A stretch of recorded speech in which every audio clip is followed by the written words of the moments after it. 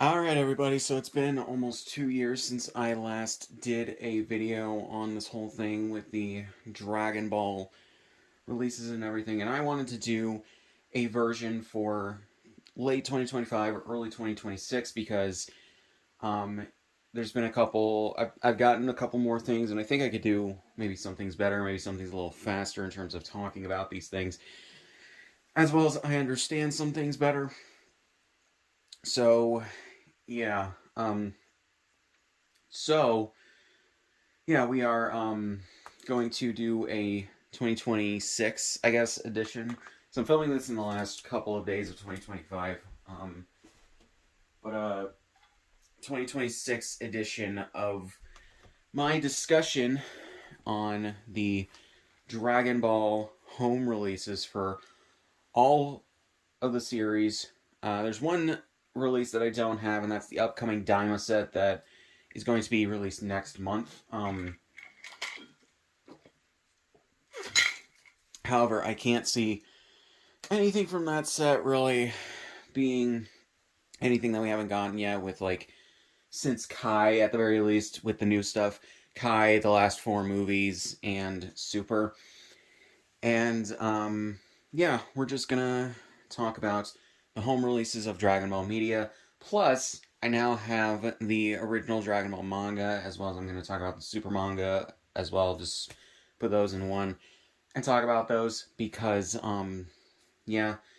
So yeah, and that's gonna also cover the what Viz label as the Dragon Ball Z manga, which really they shouldn't have because I understand what they did, why they did. It's why like Funimation re-releases Dragon Ball, or Funimation, now Crunchyroll, re-released Dragon Ball Z over and over again, is because the Dragon Ball Z name sells more than the original Dragon Ball, which is quite frankly sad. But yeah, um, and Viz have yet to do that. So yeah.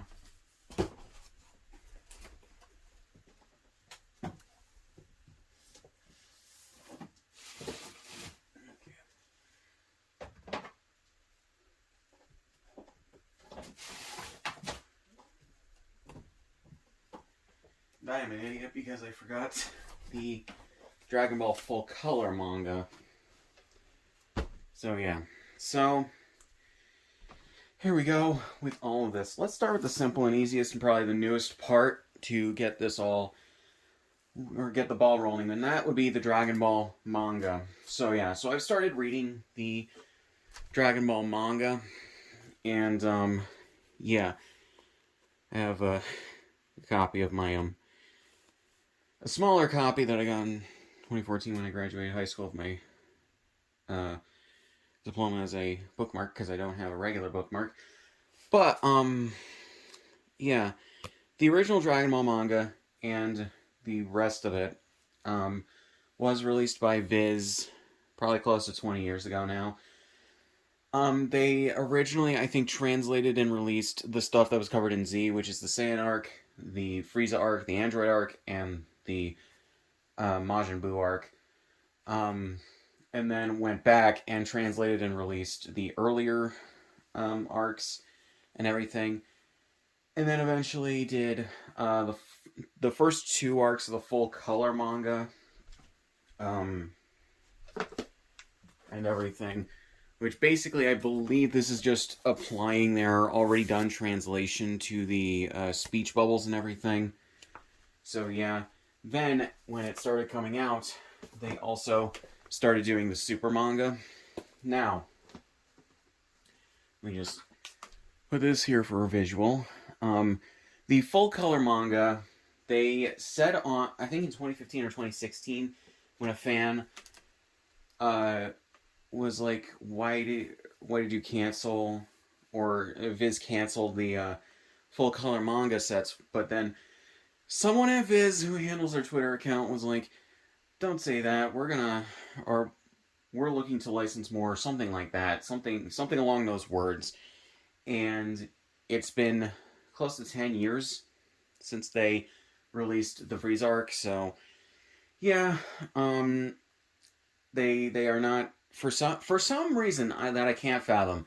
They're still printing the full color manga of the Saiyan and Frieza arcs, but they're not doing the Android arc, the Majin Buu arc, or anything before, or even Super's manga, which is weird, because those have full color editions, and they're not doing them. I don't know why. Maybe the cost of licensing and printing the full color manga um, wasn't cost prohibitive enough. I don't know versus what they were getting on returns for sales. I don't know. Maybe the initial sales were good enough for the Saiyan arc that they decided to do the Frieza arc. It's really weird. I wish that they would go back and um, license the rest of the full color manga and re-release or release the rest of it, because this is actually a very nice release of this stuff. Like, high quality, full color pages and everything. Some of the colors I think are different from the Japanese releases, mainly due to, I think, like, probably the RGB colors or color range and everything.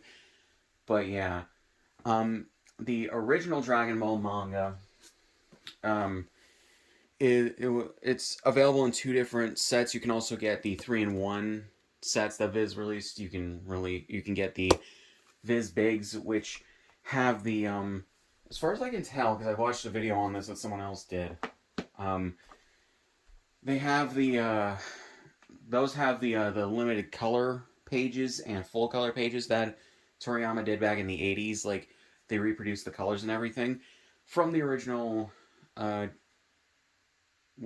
Jump releases and everything of the chapters and all of that. And the Dragon Ball Super manga is just as it sounds. It's just the Dragon Ball Super manga, and you have several chapters per volume and everything. And I think they released the last volume, because that was volume 23, it seems, because Toyotaro got done with the superhero arc that adapted the superhero movie, and then pretty much is on an extended hiatus because of how Akira Toriyama died almost 2 years ago. So yeah, back technically last year when I'm recording this, but yeah, in 2024. So we have that, and that is the main thing. We don't know if we're gonna get more chapters of Super in the future. There's apparently, like, rumors that Toei's gonna do a rebooted or remade anime for Super. I would just assume more so for them to adapt the arcs that they hadn't yet, and maybe adapt the Broly movie for TV. They could call it, like, Super. They could probably have, like, a subtitle for it, or they could just call it Super. Again, I don't think anyone would really mind that. So, yeah. But in terms of the releases as well, they have not the greatest of translations. For some reason, the translators at Viz chose to translate things really weirdly. Like, I know this right off the bat because I read Herm's description of it on Kanzenshu. This bit of narration: long, long ago, in a deep, dark forest far from civilization, beyond a towering range of, well, you get the idea. It's the kind of story, or kind of place a story like this has to begin. Part of that is, like, embellishing, I think, on the initial or the original line in Japanese. And yeah, for some reason they just have that. I know at one point later on, the translators also made a joke when Goku says he's gonna die or something, like, how is he gonna be in Dragon Ball Z or something like that? Because they did, like I said, they did the later arcs first, and then they went back and did the earlier arcs, which is stupid, but yeah. But I guess I get it if you're talking about 20 years ago when Viz started translating and releasing the Dragon Ball manga. And there's also something weird with, like, Piccolo's speech in the early Saiyan arc before they just, like, do away with it, where I believe he talks more simply and just differently than everyone else, but then they start having him talk more normally. As far as I can tell, Piccolo isn't meant to talk very simply and weirdly. So yeah, it's a translation choice that I don't think anyone really liked, so they stopped doing it. But yeah, and that's just I just wanna yeah, I just wanted to cover that because it's a thing where uh, just covering it and talking about it, I think adds to the discussion. So yeah, there are releases out there that are or that are well, there's partial release out there. I think of the first 16 volumes, and then they're also working on the uh, the volumes after that, the rest of the volumes, which is like over 30 volumes, I believe. Or no, over 20 volumes actually. Because there's 41, I believe, or 42 in Japan and overall for the original Dragon Ball manga. Where they're trying to fix the translation that Viz put out and everything. I really wish Viz would take the time to redo their translations with their current translators, and yeah, um, that's just the thing. Because as far as I can tell, nowadays they do pretty well with their translations, so it's a weird relic of its time. So yeah, so next I guess let's go in chronological order of the anime releases, shall we? So, the original Dragon Ball with Funimation's release of this from 2009. These are the blue bricks, as they're called. You got the blue bricks, the orange bricks, and the green bricks for each, or for all three series. I used to have the green bricks, or not green bricks, orange bricks for Dragon Ball Z, and I got rid of those once more so I had the last like five, I believe. Um, I got rid of those after I found out that they were really bad in terms of the remaster and everything, and I spent a decent amount of money getting the Dragon boxes over time. So yeah, but in terms of the remaster for the original Dragon Ball, from what I can tell, it is fine, but there are some caveats. Mainly, the colors aren't great. They're not necessarily terrible, but they're not great either. And the picture at points is overly cropped a little bit too much that they didn't need to do. And yeah, but otherwise, you're getting the original 4:3 aspect ratio. You're getting um, the dub produced in the early 2000s. You're getting the Japanese audio. You're getting subtitles. At the time that they released uh, most of these for the first three series and the two TV specials, they did not have the broadcast audio. That was collected over time by, I think it's Ike House or something like that.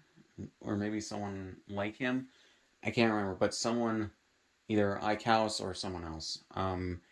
So yeah, from VHS rips of the um, of the original airings of the show in Japan and everything. So yeah, because Toei, when they've mixed together the audio from or for the show or for the shows, they for Dragon Ball and Dragon Ball Z, they junked the like dialogue recordings. They still have the music, obviously. They still have the sound effects and everything, but the dialogue they junked that because once they mixed it, they didn't think that they had any other use for it. So yeah, and on top of that, like tape for that would have been uh, expensive to store and everything and to keep. So it just made more sense to wipe the tapes and reuse them and stuff like that. Probably common industry practice back then for that kind of stuff. So yeah, but now that we have the broadcast audio, hopefully that'll be on a future release of Dragon Ball and Dragon Ball Z and even GT. With Dragon Ball Z, it's the same thing where, yeah, so they're using the optical audio from the film masters, the master film that they produced and saved the shows on for Dragon Ball, Dragon Ball Z, and GT. Um, and it doesn't sound great. It sounds really muffled. It sounds distorted. And yeah, because of the fact that the film aged, unfortunately, very quickly between when they uh, like aired the show and then eventually released it on DVD almost 20 years after the original Dragon Ball was produced.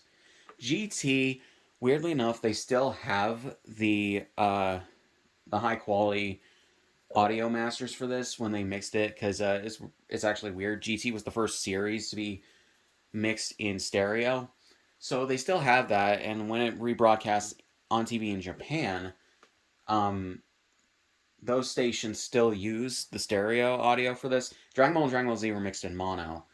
Um, but yeah, so people have gotten the GT audio pretty easily. Dragon Ball and Dragon Ball Z were a bit of an undertaking, but people finally got them. And yeah, so hopefully in the future, if they re-release these series, maybe with better masters, or better remaster and everything, we can get that audio on those releases. So yeah. Um, so next up, we have the 4 Dragon Ball movies: Curse of the Blood Ruby, Princess and Devil's Castle, Mystical Adventure, and Path to Power. And this release is weird. So you have the 4 like discs in these thin packs, which I believe were released first, and then they were re-released in this big set. So yeah, this is really weird, and I've done some homework into this. So all of these movies have different dubs that were produced at different times. Curse of the Blood Rubies originally had a dub done back in the 90s, I think 95, with a Canadian cast that technically wasn't Ocean, but had some of the same actors that Ocean would later use for their dub of Z. And then it was based on the old Harmony Gold dub of the movie and had a very different voice cast from what we know. I think it was also possibly done as a test dub. So yeah, both that and I think Sleeping Devil, Princess and Devil's Castle was probably also. So yeah, but then they redubbed it back in 2010, I believe, for specifically for this release, with the Dragon Ball Kai or Dragon Ball Z Kai cast. As a result, you have things like Colin Clinkenbeard as Goku, Monica Rial as Bulma, and everything, but most of the rest of the cast is basically the same with the original series. Sleeping Princess and Devil's Castle and Mystical Adventure. Sleeping Princess was produced. The dub was produced back in '98, and I think Mystical Adventure was produced back in 2000 for the dubs. I don't know why they just didn't redub them or anything, or redub at least some of the characters. But with these movies, you'll have more actors consistent with the later TV show because they were already on Z dubbing for those characters. But some characters would end up recast and everything. And these have Tiffany Vollmer from the original run of the dubs from Dragon Ball Z, GT, and the first 17, or the 13 more so, Dragon Ball Z movies and the 2 TV specials. But for Goku, they have, I'm trying to remember her name, like, is it Cecily or Sally? Some shit. Degadillo, I think is how you pronounce her name, or Degadillo, as Goku. So it's really weird. You have most of the same cast from the TV show, or yeah, from the TV series for Dragon Ball, but except for Goku, and he sounds radically different. Path to Power, because it was dubbed at the same time as the later part of the original Dragon Ball, it has a cast consistent with that series. So you have Stephanie Nadolny as Goku, Tiffany Vollmer as... Actually, no, I think Sleeping Princess and Devil's Castle maybe has someone different than Tiffany Vollmer as Bulma. I can't remember. And it was Mystical Adventure and Path to Power that have Tiffany Vollmer. But yeah, as Bulma in this, and then every other actor from the Dragon Ball and Z and GT dubs voice their characters in that movie that show up. So, yeah.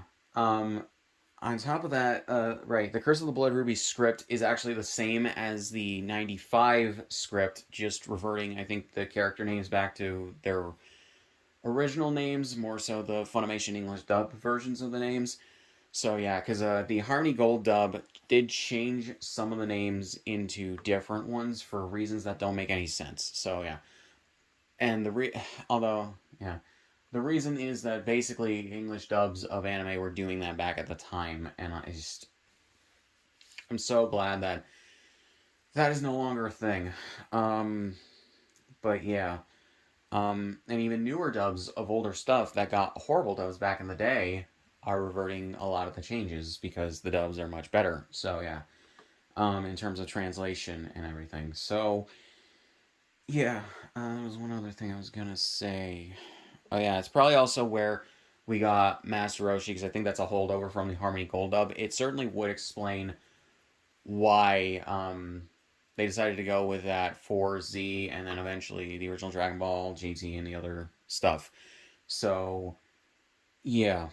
Um, so next up, I guess Dragon Ball Z because that has a very storied history of home releases that you guys probably know about, but I want to just talk about. So back when it was being dubbed from 1999 to the early 2000s, Funimation put out the DVD and VHS singles and everything. This has a version of the dub that, at the very least, early on they have it censored, whereas I think later on they had the episodes uncut because they dubbed the episodes uncut and only had them censored on TV. Um, and in some cases, they also had two different versions of the same volumes where they had censored and uncensored versions of the episodes and everything. And on that as well, I believe you got the Japanese audio with subtitles as well. So yeah, Funimation then, after they were done releasing those, uh, the they took Dragon Ball Z and they redubbed the first 67 episodes because those were dubbed with Saban and the Ocean Group in conjunction with Funimation, and um, they were had things cut for time. They were censored, and all of that, and also the first three Dragon Ball Z movies at the same time um, were dubbed with that cast and everything. Then they were redubbed uncut after Funimation broke away from uh, Ocean and Saban. Or actually, no, just Saban, in conjunction with Pioneer, who owned the home video rights at the time. They dubbed them uncut with the Ocean cast, and yeah, and then they released those on DVD. Unfortunately, you can't get those DVDs anymore. You can find disc rips of them, which is good. But yeah, so those are long out of print. And I'm assuming they fetch a good price on the aftermarket. Um, so yeah. Um, so they began redubbing those episodes. Then the later episodes, from about the mid Frieza arc to the Android arc, they started redubbing parts of the episodes that they felt were not, or that I think Chris Savitt mainly, but also probably other people as well that worked on these dubs, thought that didn't really hold up. Mainly stuff like the performances of Gohan, Krillin, and Vegeta. Probably some others as well. With the actors at the time that were doing the characters, mainly like Stephanie Nadolny. Um, and yeah, they had them redub the episodes, but with the same scripts for better performances, which I don't really mind, and I understand it. And I actually also kind of commend them a little bit for trying to clean up that dub and everything. Because when they redubbed the first 67 episodes uncut, they also took out some of the worst translations, some, not all, of the worst translations that happened in the Ocean dub versions of the episodes. Um, but yeah, but you can still tell, I believe, that those episodes scripts were still based on the original Ocean dub versions of them. So you still get oddities and other things, but they are closer to the Japanese in other ways. So yeah, so it's fine. Plus, they redubbed at the very least earlier performances like the narrator, I think some of the Ginyu Squad members and or Ginyu Force members, and some other ones to get performances with different actors that later dubbed them for like the video games, and I think even probably later episodes of the original run on TV that were different from the ones that originally did them when they were dubbing them back in 1999 to 2000. So yeah, so you get a different Ginyu, you get Jason Berter, and some others redubbed by different actors. I think also Mr. Popo, like I said, I think the narrator as well was switched from Dale Kelly to um, Kyle Hebert and everything. So yeah, everything from the Boo arc on, or the late Android arc on, is the original dub that aired on TV, just uncut. And yeah. However, they also went back and when they were dubbing it uncut, they had to remix the audio and everything of the later episodes from episode 68 on with the Bruce Faulconer music for the US dub track. Unfortunately, some of the tracks they screwed up on in terms of placements for no reason. I think because they just didn't care or didn't care as much, and they didn't pay as much attention to some of the placements and everything. On top of that, when they were remixing the audio, they had to dig out the older recordings, and some of them, unfortunately, they used bloopers on. So yeah, Totally Now Mark has videos on these that go more in depth on that specifically. So if you want to know more, go watch that video on that topic.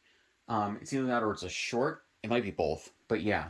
I think it's like Funimation. Well, Funimation secretly changed or something, or Funimation changed it, whatever it is. But yeah, he has a video, probably some shorts on it. So go watch them. So yeah. So when they were doing that as well, for later episodes, they started removing some certain things as well because either they didn't want them in the dub anymore, or they forgot about them, or they just weren't paying attention, or they didn't care as much. But they started removing like vocal effects, like pitch modding and other stuff. And there's even a an infamous thing with at least the Orange Bricks, but I don't know if they fixed it for the later Blu-ray releases. Is that certain audio levels were pitched down more so than they should have been, like Android 17 specifically. His audio for some reason was like really pitched down, and I don't understand why. To the point where you can barely hear him above the music and the sound effects. So yeah, and so They then went on to produce the Ultimate Uncut sets, and those are having the episodes uncut with newly redubbed episodes 1 to 67 and cleaned up dub and all that. Those only lasted a couple of volumes before they went on to release the Orange Bricks in 2007, which contained all the redone audio and everything and remixed audio that they had started producing for the Ultimate Uncut sets, just in a seasonal format. And when they did the Orange Bricks, they really, really badly remastered Dragon Ball Z. And what I mean is forcible cropping a 16 by 9 over a DeviantArt picture. Now, when you're remastering film stock, you are going to need some level of DeviantArt to clean up the picture. It's an automated process, though, so you need the people that are in charge of the project to pay attention to the frames and everything to make sure that nothing is out of place and everything. And unfortunately, due to the DeviantArt process being applied too heavily, in scenes where there's a lot of motion, unfortunately, like shaky picture and everything, lines of animation started being deleted because the computer that was doing it thought that the lines of animation were part of the dirt and dust and whatever else that was in the frames. So yeah, and then I'm trying to think. And then not only did they do that, but they also overly brightened and saturated the colors. Saturation, yeah, when it comes to older Dragon Ball, you don't need it. I think maybe some color correction, yes, but Or yeah, definitely a decent amount of color correction if you're working with like the Dragon Box Masters, which I'll get to in a second, or in a little bit. But color saturation, you don't really need with older stuff too much. Like sometimes maybe, um, especially if you're color correcting the footage. But yeah, and what they did was they made the colors really, really vibrant, but then they also brightened the colors to hell and back. So yeah, and it gets worse on the initial season set Blu-rays, but I'll get to that in a little bit. Um, and yeah, so thus, like, I remember when I was watching the Blu-rays as well. Like, not I don't own those Blu-rays, but I have seen clips online. They hurt my eyes. And I'll get to that. Like I said, I'll get to that in a bit. But that's just to say bad about that. Um, but yeah, when I was watching the last several Orange Bricks, that I had years ago, I don't remember the colors being too bright, and that's mainly because probably it was the Boo arc and the last bit of the Android arc to the whole Boo arc, and the remastering got better over time by a bit, but it still wasn't great. Probably because those were newer produced episodes than the earlier ones, but it's just like you have a thing like that, and it doesn't come off too great, you know. I should have filled that water bottle up before I did this video because my voice is starting to feel a little scratchy. But anyways, so yeah, um, so so they released 9 season sets of those over 2 years, but then in 2009 they announced that they had the Dragon boxes. Now, the reason why Funimation did their own remaster of Dragon Ball Z is because they heard, I think, probably through the grapevine from like Japanese fans, that the Dragon boxes existed. These came out in Japan in 2003 for Dragon Ball Z, 2004 for the original Dragon Ball, and 2005, I think, for GT. Um, and then at some point during those, they also released all of the movies up until that point. So, yeah, these are the first generation prints of the episodes from Toei themselves, and they are as close to the Japanese broadcast as you can get in terms of quality and everything. The problem, however, is because of how the film aged over time. Unfortunately, the episodes do not look great, and they even look inconsistent in terms of the color hues and white balance and whatnot, between episodes, and even between scenes. So yeah. However, I would rather watch and rewatch Dragon Ball Z through these Dragon boxes than I would, like, say, the Orange Bricks or even the later Blu-rays. So yeah, the main reason is that even though the colors are warped because of how the film aged before they scanned it into their computers and everything to clean it up a bit and then put it on the discs, at the very least the colors aren't like overly brightened or saturated. They still look fine. It's just that they very much need a cleanup, by Toei themselves. And luckily, we have Seed of Might to do color corrections of the Dragon Ball or Dragon Box Masters for the first 3 series. So yeah, um, yeah. So they released 7 sets of the Dragon Boxes over the course of 2009 to 2011, and so yeah, so and everybody really loved them. They unfortunately did not have the 2 TV specials. Unfortunately, they do have the next episode preview for Dragon Ball GT, which was an extra on one of the I can't remember if it was 2 GT boxes or just one. Probably just one because it's only 67 episodes and a TV special. So yeah, but it was that next episode preview was on the GT Dragon box and everything. But Toei, I guess, sent them um, the film for it, so or the video footage for it, so they just included it on the set, which is fine. I don't have any problems with that because it did come at the end of Z episode 291 because it was advertising GT. So yeah, um, but the Dragon boxes are pretty good. The problem, however, as well, is that they were limited, and they went out of print pretty quickly after they were all out. Um, and thus, when you look online for them, they cost several $100s in total for all of them. I got the last three when they were still new. I think the last one had just come out, and I got the last three over the course of either 2011 or 2012 because there were still enough copies of them. I think I got them through Amazon. There's still enough copies of them that they were not out of print and were still decently priced. The first four, however, I would eventually need to buy on eBay, and I did a couple years ago, and I did videos unboxing those if you guys want to watch those.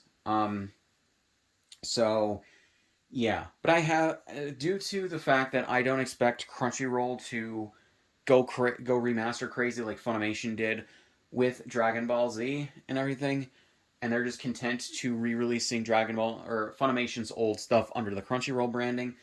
I don't expect another remaster of Dragon Ball Z through them, at the very least for a very long time, unless if Toei or a different company wants to take a crack at it and remaster the episodes themselves and everything, like maybe AB Group if they want to pick back up remastering the Dragon Box Masters for Dragon or for their own sets, and then we can eventually get those released everywhere else.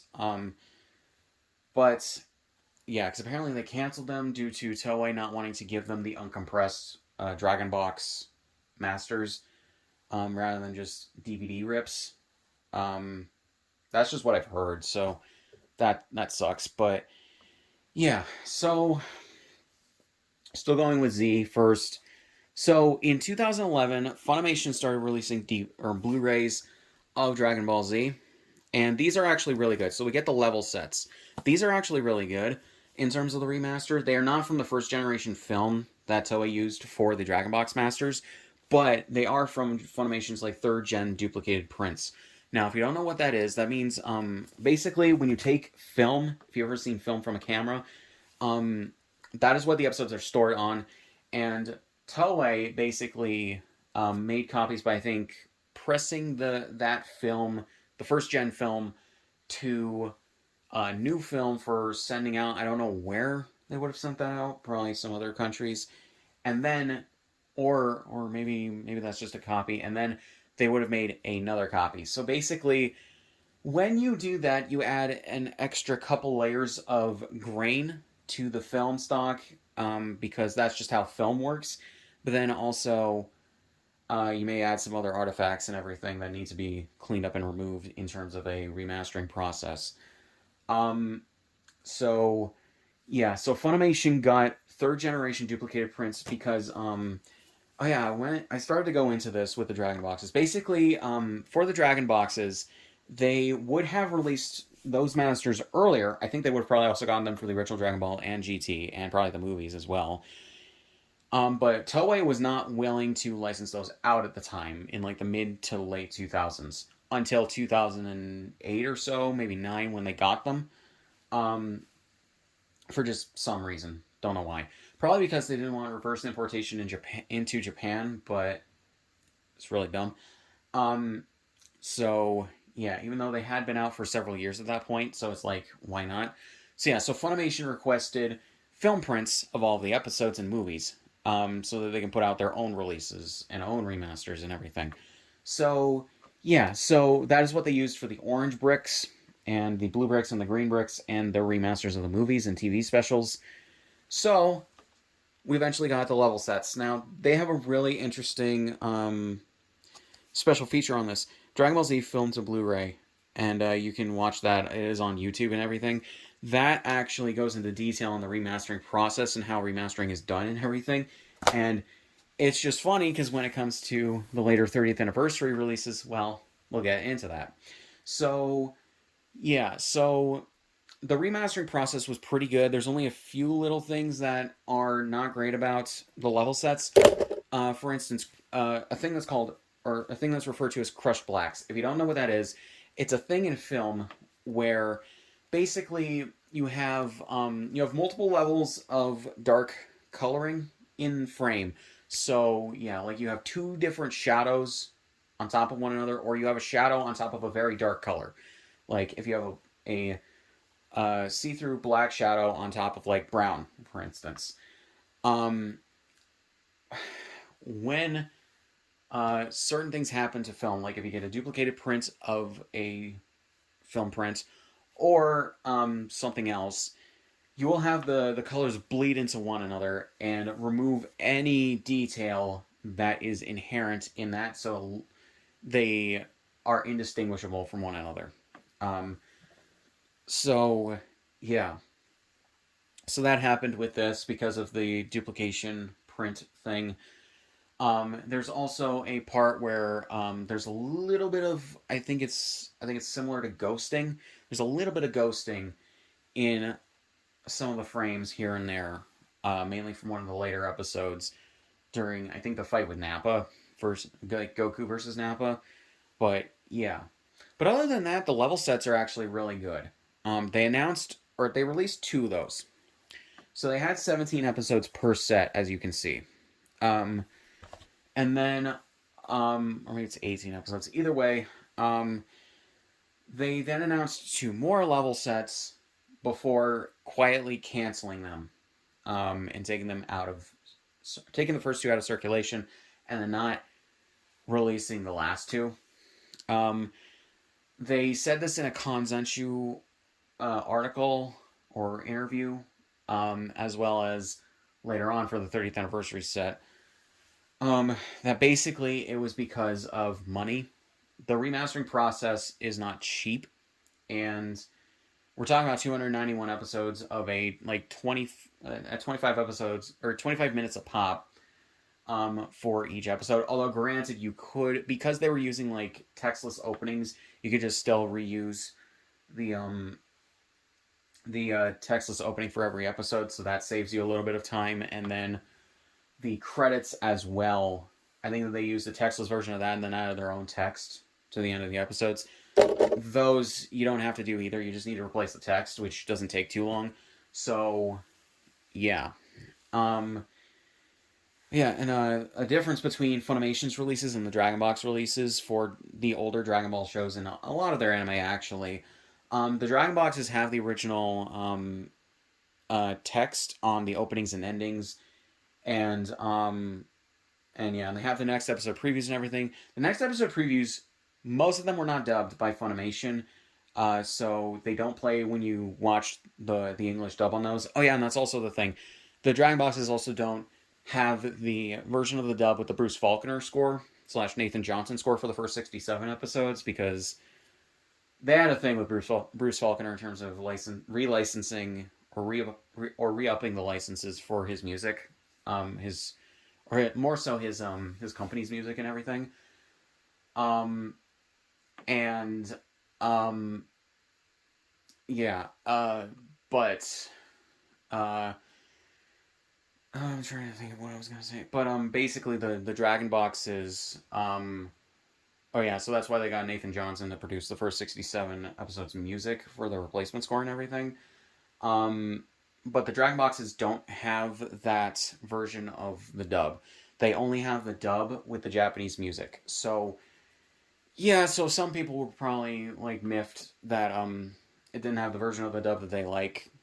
So yeah, so that is a legit complaint, but I think it was mainly done for like space conservation reasons, because you have less compressed versions of the episodes on the discs and everything.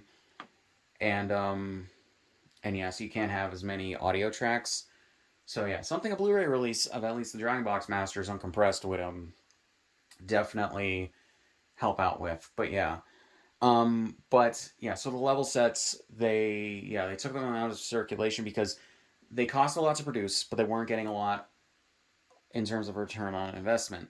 Now, why is this?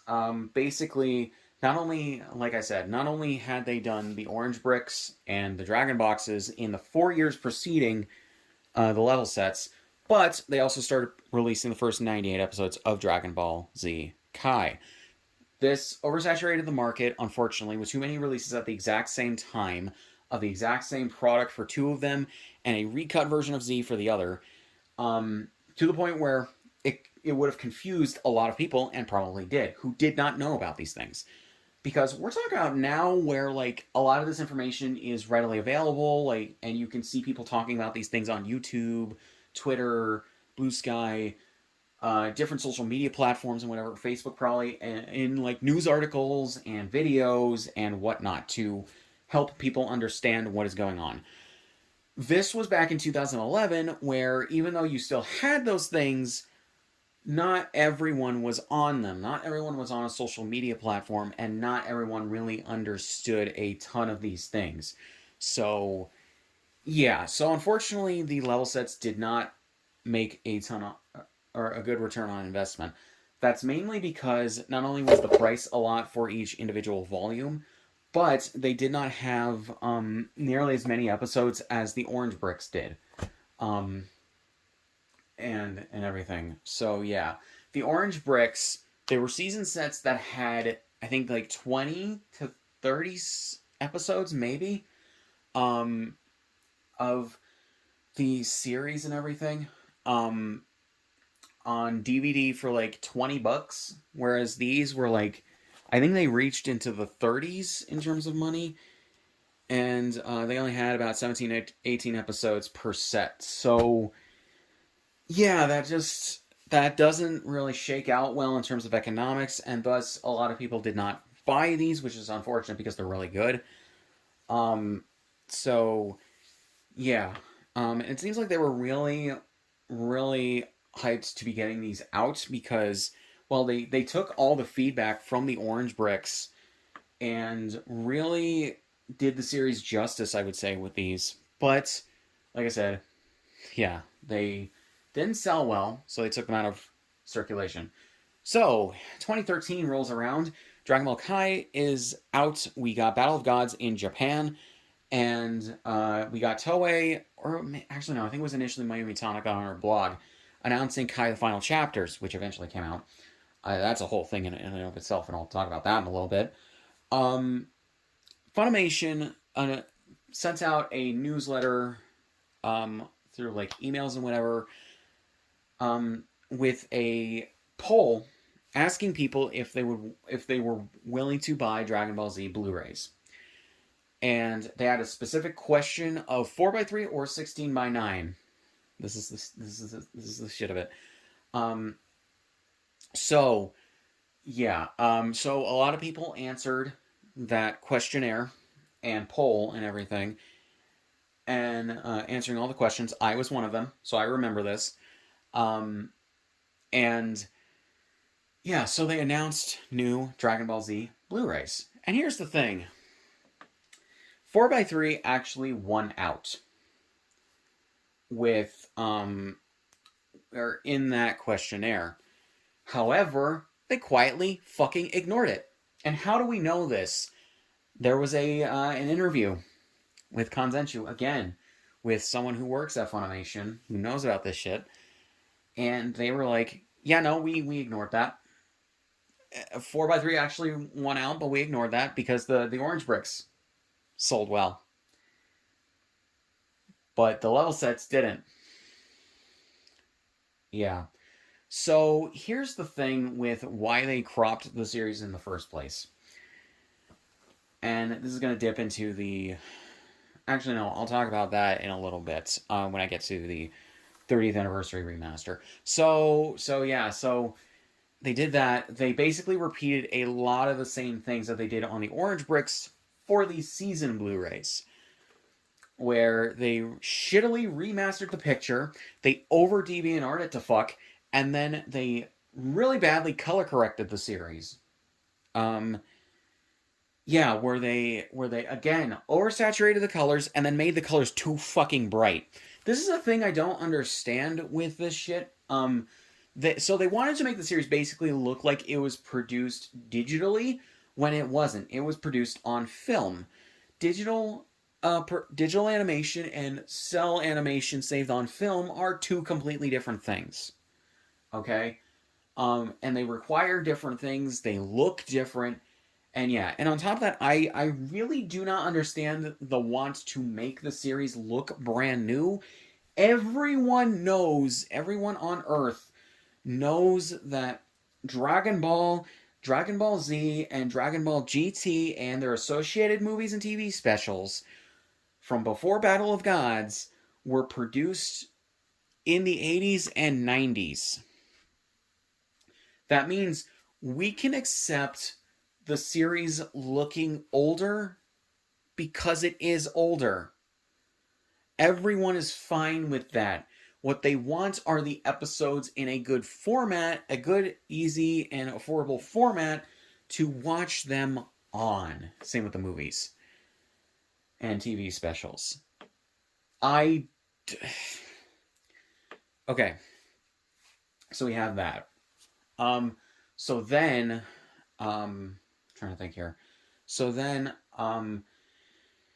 yeah, they tried to make it look digital by oversaturating the colors, heavily DVNRing it, and yeah, the side effects of the DVNR it's mainly to remove grain. Now you'll even get grain in digital stuff, and since this shit is older, and at the time, 30 or almost 30 some year, or yeah, over 20 something, almost 30 something, or almost 30 years old, you're gonna get grain. That's just a natural thing. You can try and remove as much of the grain as possible, but you still need at least some from film masters to preserve the picture and the quality and everything. But yeah, it's just a natural part of film, and there's nothing wrong with it. And like you do need to remove some of it so that the stuff looks better. It's just I don't know. So yeah, so we have that. So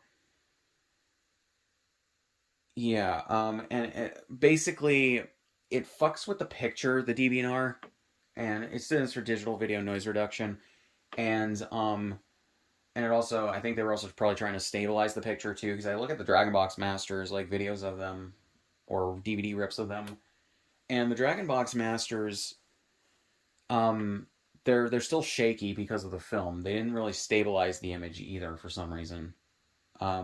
When it does shake uncontrollably, when it doesn't, or when it shouldn't. Because again, there's shaky. There's scenes where the shake does need to occur, but not everything needs it. So yeah.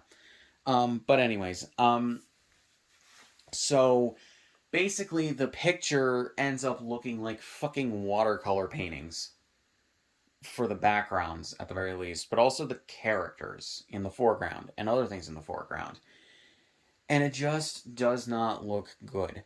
I'm sorry, but the if you have the season set Blu-rays, they're not good. They don't look good whatsoever. I've seen clips of them, and yeah, they just do not look good whatsoever. And if you think that they do, you need to rethink it. You need to do some more research. You need to look at video comparisons between different masters and everything, because they just do not look good. But unfortunately, yeah, and why they cropped them. Why they cropped the episodes at the very least on the orange bricks. Basically, Funimation, when they released the orange bricks and when they were doing the remasters for those, HD TVs were becoming a thing with like widescreen TVs. So they didn't want people for some fucking reason. I don't like it. I don't understand it. They didn't want people complaining that the image doesn't take up the entire like frame of their TVs, and rather than just letting them hit zoom on their remotes, they instead took that from people and did a straight crop. The cropping ruins shot composition. That is why you should never crop anything in 4:3 that wasn't formatted to be seen in 16:9, which is one thing I'll get to when I get to the movies, into widescreen ever. And you should just leave stuff in the original aspect ratio it was produced in when that is the case at the very least.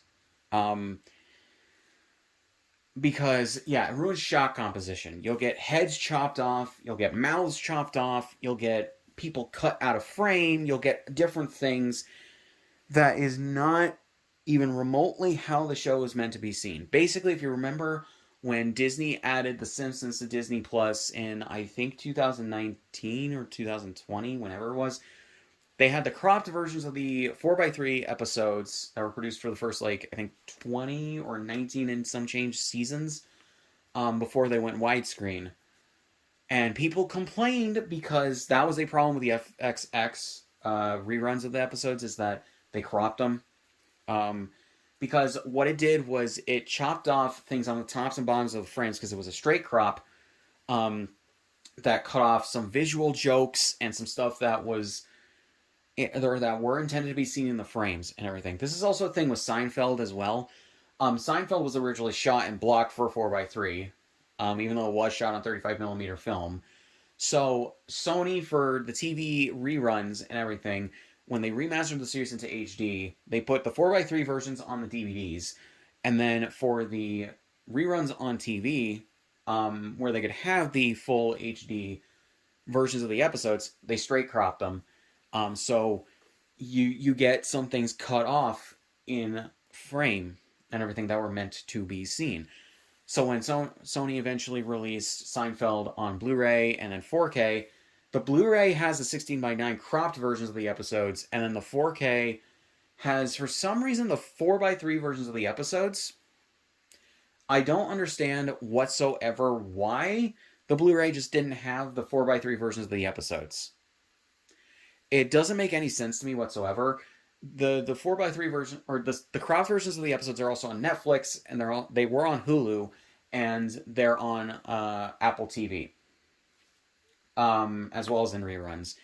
And it just does not make any sense to me why on the home video, I can get it for the TV like re-airings, but for the home releases, it does not make any sense as to why you would leave them cropped. You would think that you would use the cropped version or the uncropped versions, because the only way to watch Seinfeld in 4x3 easily is through the old DVD set, which I have. I think I did an unboxing for that at some point in the last few years when I got it. Or you get the 4K sets, which, unless you have like a 4K Blu-ray player and a 4K TV, you're not going to really, I think, be interested in getting that. Regular Blu-ray at 1080p is probably the most popular format out or between it and 4K, so at the very least right now. So I hate that so much. The Simpsons, at the very least, on the home releases, and now thanks to Disney Plus on there, are still in 4x3, and they look good. They're back to how they should be, and you can choose between the two on Disney Plus, which is fine. If people want to fill up their screens, they can. If people want to just leave the episodes alone, they leave them alone. So yeah, but Funimation has not, or did not, give people that option for a very long time outside of the Dragon boxes and the level sets. And yeah, and here's the thing with the level sets not selling as well. The orange bricks satisfied the people who just wanted the episodes. They did not care about the crop. They did not care about the shitty remaster. They just wanted the episodes, and they wanted them in a cheap and easy, or easily available and affordable format. The Dragon boxes appealed to the hardcore fans who understood how video is supposed to look, and on top of that, the people that wanted the Japanese Japanese openings and endings and title cards and next episode previews and all that shit. And even on the Dragon Box discs over here, the default audio option is Japanese with the English subtitles. You can switch over to the dub, which is fine. But that is the defaulted audio option. On every other thing, the defaulted audio option is the English dub with the Japanese music. So, yeah, that's also a thing I forgot to mention. But, yeah. So when it came to the 2013 to 14 Blu-ray season sets, yeah, no. Cropping, they said that they were going to do it more selectively so that stuff wasn't cut off of frames and everything that they cropped.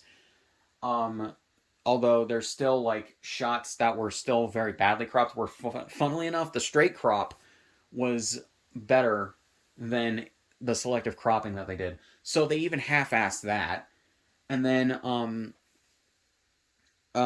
yeah, then the video looks bad, and it's just really bad. And I gotta tell you, I'm not personally sensitive to or to like flashing lights and everything. I'm not an epileptic, but I can easily see the brightened colors and everything with the flashing lights and all that shit. Because like I said, watching clips of those hurt my eyes still because of the overly brightened colors and everything and saturated colors. Um, I cannot even remotely like think of like how people with epilepsy, if they try to watch those or yeah, try to watch those sets, the episodes from those sets, I cannot like I can't think that they would have a good time watching those sets because like I said, overly bright colors, there's flashing lights. At one point for Gohan's transformation into Super Saiyan 2, there's very quick, it only lasts like a few seconds, but like very quick alternating flashing of lights between red and white and other stuff like that, and then strobing effects and all that shit. Um, and I just can't imagine that epileptic fans of Dragon Ball would enjoy watching that. Like, that's also a thing that you have to be careful about with a show like this, with a lot of fighting and a lot of strobing effects and all that shit. Is like you gotta be mindful of those people. So yeah. All right. So yeah, I'll have a transition to the two recordings because I had to take a break for a second to get some water. So yeah. So anyway, back to what I was talking about. So where was I? So the 2013 to 14 Blu-rays were really bad. The only thing that's really good on them is um, the extras, which are like behind the scenes, like retrospectives and shit of the actors talking about their roles and other things. There's like behind the scenes stuff with even the people behind like the marketing and the remasters and all that shit. Um, to which there's actually some priceless quotes from the guy I think who was in charge of the remastering team and all that shit, where he talked about the remastering process and everything. So let's move on to the 30th anniversary Blu-rays, shall we? So yeah, and that's basically what the guy said in that feature or that bonus feature kind of leads into this. So we started getting early murmurings of a 4x3 remaster of Dragon Ball Z for the 30th anniversary of the series in 2019. Um, Mainly by people like Geekdom 101 and whatever. Um, and like Geekdom 101 I have problems with in terms of how he tends to talk about certain things and or at the very least has in the past and all that shit, and like his ego like gets a little too big for his head and all that shit. Um but yeah, and he said at the time that he thought that he had heard or that he did hear from someone at Funimation at like a con or some shit, something about the remaster and the 4x3 process or leaving it uncropped and all that. To which he thought Toei was going to be remastering it when, yeah, no. I would think you would want to wait until an official announcement is made and there's actual stuff to talk about and details and everything rather than jumping on bandwagon too soon and all that shit. But yeah, so the 30th anniversary Blu-rays, they were announced to be a limited 3,000 edition set, although they doubled that to 6,000, I believe. Basically, charging people like 300 and something dollars, I think like 300, what, 29, 330 or some shit like that, for a new remaster of Dragon Ball Z. Toei officially announced it as a 4x3 thing. So yeah, so they were definitely not going to have it on or they were going to have it cropped. And It was going to be a new limited edition set that had like these booklets and like I said, the new remaster and uh, the booklets were cases for the DVD or for the Blu-ray discs and whatnot. Um, and on top of that, there was going to be a Goku statue figure thing included in the thing. Well, here's the problem with that. Let's start with the easiest things to talk about first. The Goku statue, and the smallest things to work our way to the top. The Goku statue was a repurposing of, I believe, the statue that came with the limited edition versions of Xenoverse 2, just changing the head and I think having Goku hold a Dragon Ball. But you can still tell it was based on that specific statue because of Goku's tattered clothes and everything. I don't know why they didn't fix that. Didn't make any sense to me. But yeah. Then the packaging. The packaging was these like not even like I'm trying to think of the word digibook basically, not even digibook like cases and everything. They had the discs slotted into the things rather than having like disc trays or disc holders on the pages for some reason. I don't understand why. And when those got to people's houses, some of the discs ended up being scratched because of that.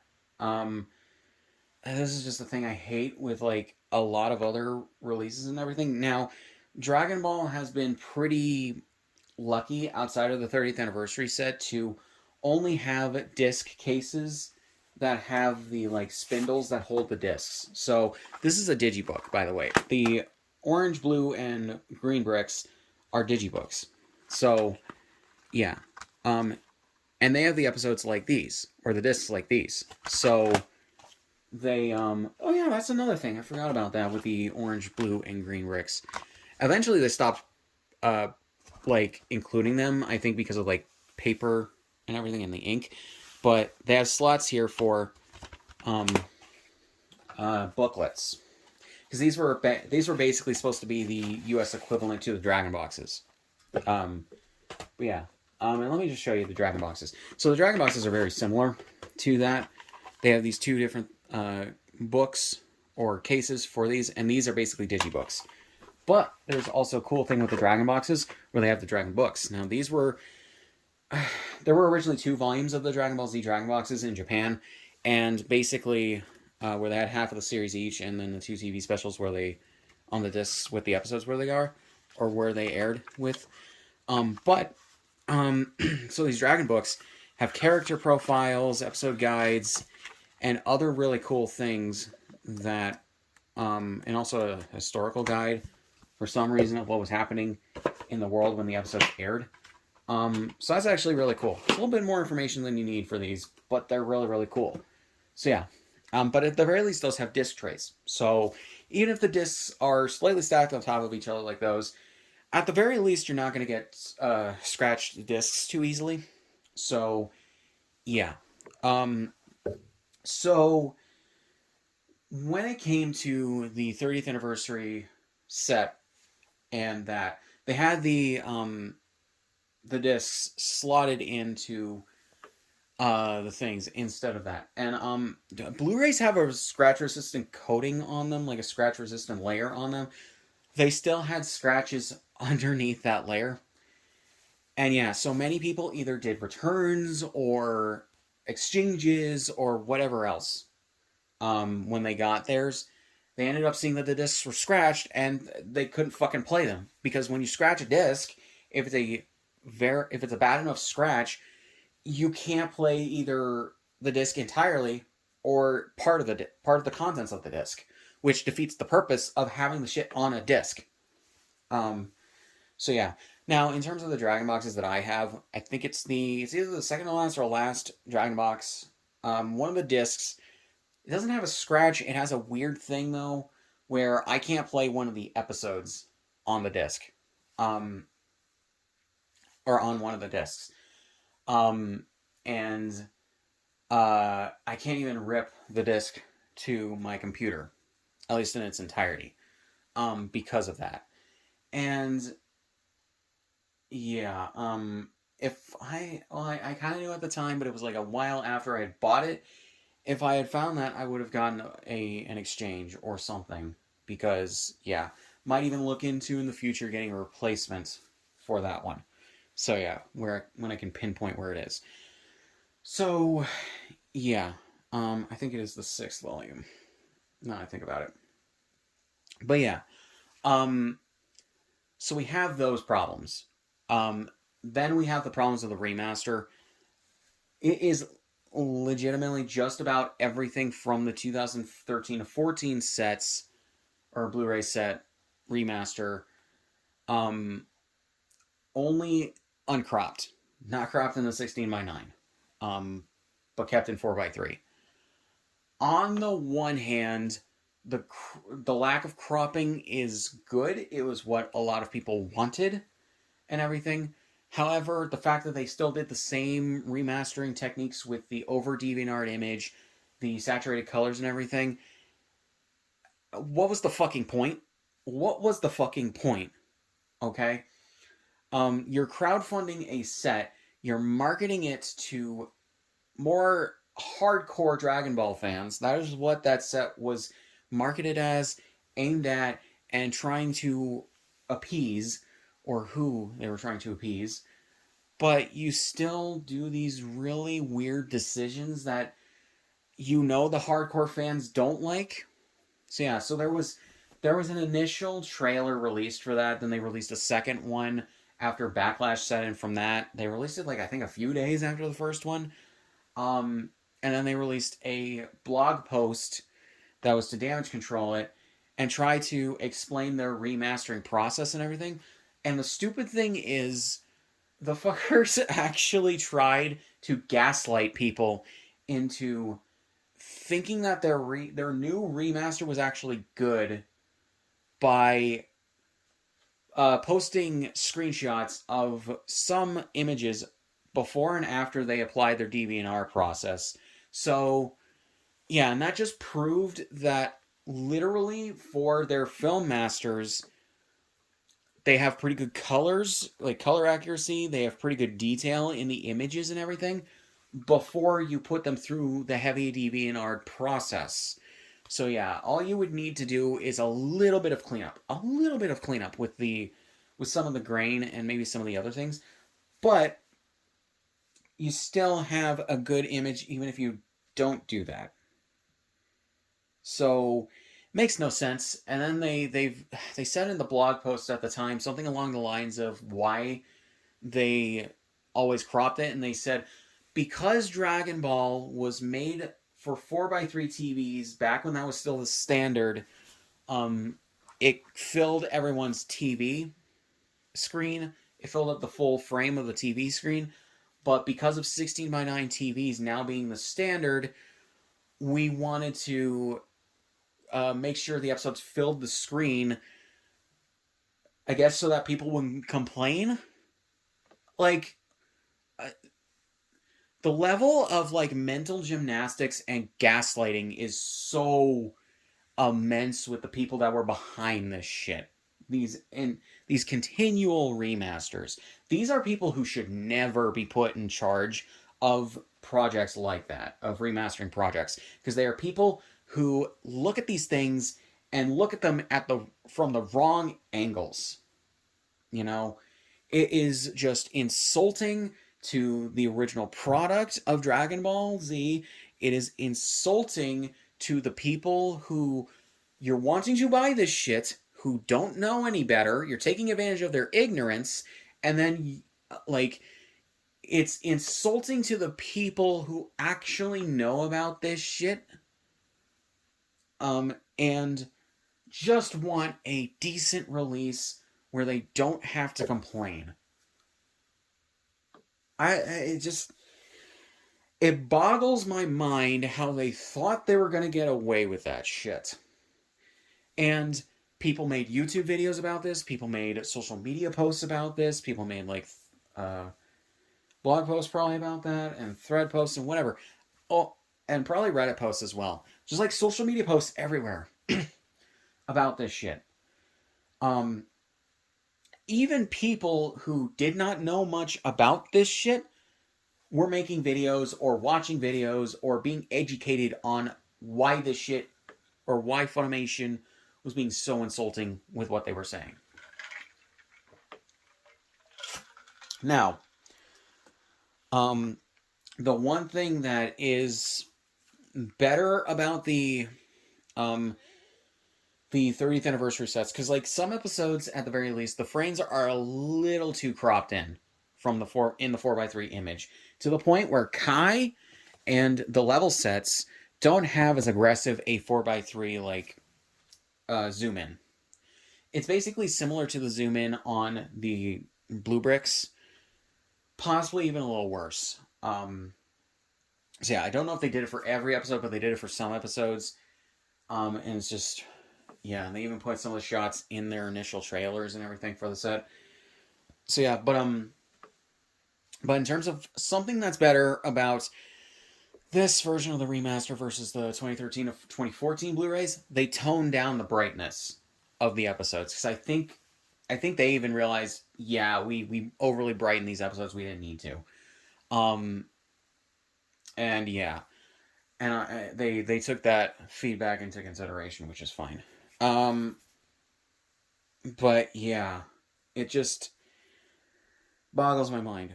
On top of that, after they released the 30th anniversary sets, they re-released, I guess, whatever stock they had left of the discs, or possibly new versions of the discs, in these steelbooks. So I bought these because these were coming out back in like I think 2021 or 2022. I cannot remember when. You can go back on my channel and see.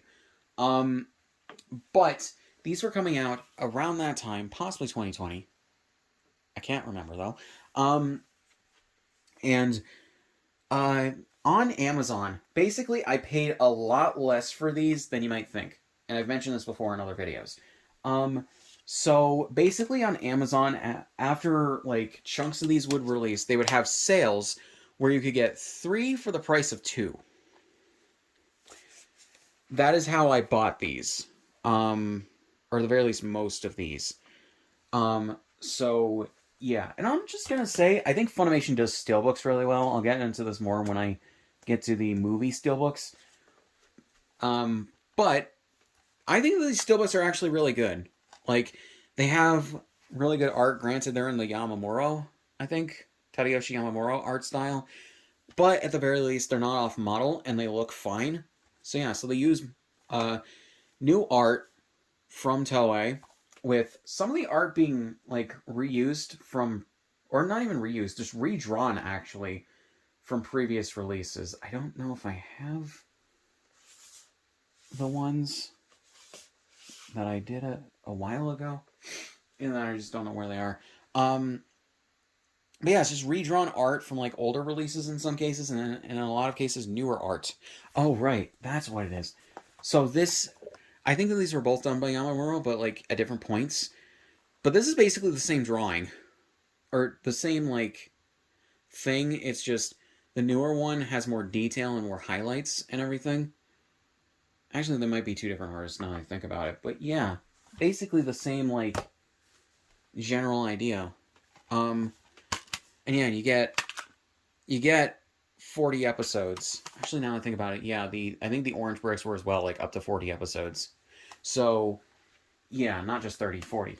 And the thing about these is that is interesting is they ported over all of the bonus features from the season Blu-rays from 2013 to 2014. So if you didn't get those, you could get these, and you wouldn't even remotely need those older Blu-rays to get all the bonus features. So yeah, that's great. So yeah, so thus ends the run of really bad Dragon Ball Z remasters from Funimation, because when Funimation got folded over into Crunchyroll by Sony, Crunchyroll, I think this was like a year or 2 ago, maybe 3, they re-released all of the older Blu-rays, the season set Blu-rays. They re-released in packs of, I think, 3-in-1 season sets, which is whatever. But at the very least, I don't like that they're still peddling around that shitty remaster from over a decade ago. It's not good, and I just don't understand it. But at the same time, it makes money, and they wanted to re-release it under their own branding, and they've been slowly doing that with Funimation stuff over the last couple of years since the merger happened. Yeah, I don't know. So, yeah. Um, so I think that that's it. The only release of these I can recommend are the Dragon boxes, but even then, those are very cost prohibitive if you're looking for a physical release of these. You could possibly get the Japanese Dragon boxes, but those don't have the English audio. They don't have subtitles and everything, and they're region 2, so you need a region free DVD or Blu ray player. So, yeah. So, moving on to the last of the original 3 series before I move on to the movies and Super and Kai. Dragon Ball GT. So, GT is like the least good. Actually, no, it's the worst. It is the worst Dragon Ball series. So, they released these green bricks, and they are just like the blue bricks. I don't think they have an aggressive like push in like the blue bricks did. This was actually, I think, the first series to get re-released under the Crunchyroll banner. They have not re-released the original Dragon Ball yet for some reason. They have not re-released any of the movies from before Broly, I believe, yet. Actually, no, they did Battle of Gods and Resurrection of, I think, in a 2-pack. But if I'm remembering right. But yeah, they re-released these in, it's the same discs, it's just different art, and it has the Crunchyroll stuff on it, but it's the same DVD programming, so you still have the Funimation logos and everything on them. But they re-released GT in one complete series set with, actually, frankly, a better case. That's just a standard DVD case with a slipcover versus these, which, yeah. And that was a re-release of the complete series set that was just basically a re-release of these 2 sets in one. The masters for those are fine. Don't have any problems with them. Well, that's kind of the thing. GT has like an overly aggressive like red or pink tint to it because of how the film is aged. I think even here. So yeah, yeah, if you're not looking to get these because the remasters suck, download the Seed of Might remasters cuz like or color corrected versions cuz those are actually good. And they have all the audio options you could want, they have all the subtitle options you could want. So yeah, at the very least, for the most part. I don't know if they have the Canadian dubs of OG Dragon Ball or GT.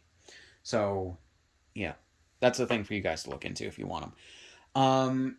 So movie time. Movie time. So, yeah, glad I'm not like angry anymore because like I can just move on from Z because that shit gets me angry. Granted, not as angry as it used to, but still angry. So yeah, so we have the Dragon Ball Z movies. I'm going to talk about the original 13 before I move on to these, or before I move on to, I think, Kai, actually, because that would just make more sense for, like, chronological order. So, yeah, so we have the Dragon Ball Z movies. The reason I have both the DVD steelbooks and the Blu-rays is because Funimation remastered the movies and the TV specials for Z into HD. And they released them or re-released them between, I think, like 2008 and 2010, maybe? Something like that. At the same time that they were releasing Z. And OG Dragon Ball and GT in the blue, orange, and green bricks, as well as the Dragon boxes. Now, these would be years before, I think around a decade before, Toei would do their own remasters of all the first 17 Dragon Ball movies, as well as the 2 Z TV specials, which they did mainly for the 30th anniversary of Dragon Ball Z, I believe, because that was coming up. So yeah, as well as the fact that I think they were also remastering them because they were also about to release Dragon Ball Super Broly. And Yeah. So they have remastered all the movies and the 2Z TV specials in Japan. None of the TV shows, which is stupid, but yeah. Um, Hopefully eventually they will, but yeah. So these steelbooks I think are actually really cool. For the most part. Now, Funimation did have or does have or yeah did have these in 16 by 9, but unless you're a purist and really give a shit about having the 4 by 3 versions of the movies were animated and blocked in a way where they knew they were going to be cropped for theater screens in Japan. So they, instead of, for some, I don't know why they just didn't animate them in widescreen, but whatever. So basically they can be seen in either aspect ratio and you're fine. This is why I said earlier, if stuff's not like shot to be cropped to widescreen, you shouldn't crop 4 by 3 stuff earlier. So yeah. However, when it came to the two TV specials, History of Trunks and Father of Goku, they also cropped these to 16 by 9. These are not movies. Granted, they're as long as most of the other Dragon Ball Z movies, but these are TV specials. They're double length episodes of the shows, or of Dragon Ball Z. So these are not meant to be in 16 by 9. They're supposed to be in 4 by 3. Even Toei kept them in 4 by 3, whereas for the movies, they cropped them in the 16 by 9 for their Blu-rays. So, yeah. But, yeah, unfortunately, there's not really much you can do about that. I suggest downloading Blu-ray rips of those, because the Japanese remasters of those were also released on disc in Germany, weirdly enough. I don't know why Crunchyroll hasn't just relicensed the first 17 Dragon Ball and Dragon Ball Z movies, and then also the two TV specials. I don't understand why they haven't licensed, like, or not relicensed them, but like licensed the newer remasters. I don't understand why they haven't done that yet. I don't understand why Funimation didn't do that. Because these remasters, they're fine, but Toei's are better because they're first generation prints. I've seen comparisons between these remasters and Toei's. And Toei's are just so much better at preserving detail, preserving color, and everything. The only problem with Toei's remasters are there are two different versions for some reason, and I don't know why. So when they remastered those movies, they censored them slightly. If there's like middle fingers or I think a few other things, they slightly reanimated them to censor the middle fingers, which there aren't a lot of those, but there are a few in some of the later movies. So yeah. However, that's just for the disc release for some reason. On Amazon Prime in Japan, the movies are not censored. I don't know why this is, but yeah. And then the colors. So on the Japanese Blu-rays, I don't know if this is the thing with the Amazon Prime streaming versions, but the Japanese Blu-rays for the 13 Dragon Ball Z movies, I don't know about the original Dragon Ball. I think so, though, now that I think about it. All 17 of the movies had their white balances set for re-airings in theaters as opposed to home TVs. Why? Who knows? Who the fuck really knows? Toei keep doing this where they set the white balance incorrectly on their movies, and I don't know why. And on top of that, when people brought it up to them, they were just like, "Oh no, this is completely fine. This is intentional." It's like, are you fucking kidding me? So yeah, literally, and Totally Not Mark I think has a short on this. Literally, you just need to put the disc rips into an editing program, and you can set the white balance back to what it should be, and the movies just look so much better with the white balance properly set. If you don't know, basically for theater screens And then for TVs, there are two different white balances, basically what I just hinted at. And the white balances, they're very different. So yeah, so basically on TV screens, that would produce an overly green tint. So yeah, Cetamite is also working on a color restoration of that. They've already done a white balanced version, but they're also just gonna try and restore the colors as best they can. But yeah, these releases do not have that problem of the wrong white balance being set, thankfully. Um, but yeah, and so for the 13 Dragon Ball Z movies, I would say these releases are fine if you want to get them. Unfortunately, the DVD steelbooks are not in print anymore, but you can find them for decent prices on eBay and other places. The Blu-rays, I believe, are still in print, so you can still find them. There's also a difference between the two. So instead of putting for the DVDs, instead of putting these, because I think they also released them as singles. So yeah. So instead of putting these on one disc, they put these on 2 discs each, and it gets confusing. I'll talk about that, why it gets confusing in a bit. But so you get the Blu-rays though, and they have 1 disc.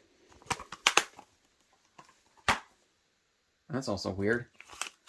They use a screenshot from Dead Zone for 2 specials. Yeah, it is the same shot of Shenron being summoned and granting Garlic Jr.'s wish. So, anyways, okay, I just wanted to make sure of that. Yeah, the Blu-rays of the others use different screenshots, so that's good. So when it right, so when it comes to oh yeah, and they went out of order on this because they put the Broly movies in 1 pack. So these have 2 discs because the first Broly movie, it's the longest original Dragon Ball Z movie. But yeah, so they have that on its own disc, but then they have Broly's Second Coming and Bio Broly on 1 disc. No real idea as to why, but at this point, I don't really care. They could have just put all 3 on, I think, on a DVD disc. Because, let me see if I can find the right one. They have them on 1 disc for the Blu-ray. And granted, Blu-rays can hold more information, much more information than DVDs, but still, I would think that they could easily just do that. I don't know. But yeah, so everything but the 2 TV specials I would recommend from these, if they don't re-release them with the Japanese Blu-ray masters. Or Amazon streaming masters, more so. So now let's get to Dragon Ball Z Kai, before I talk about the last 4 Dragon Ball movies, or Dragon Ball Z and Super movies, as well as Super itself. So Dragon Ball Z Kai is a re-edited version of Dragon Ball Z done for the 20th anniversary of the anime, where Toei had initially, for the first 98 episodes, they had a company called Q-Tech remaster the film to look more like it originally did back in the day, in the late 80s, early 90s.